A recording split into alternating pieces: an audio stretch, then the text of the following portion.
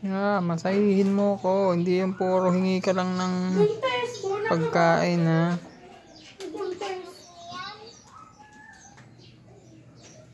Ganyan lagi. Diba, Jami naman. Ganyan lagi yan.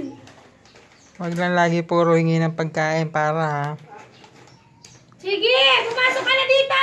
Magmasahe ka din, ha? Galing naman ni Para, oh.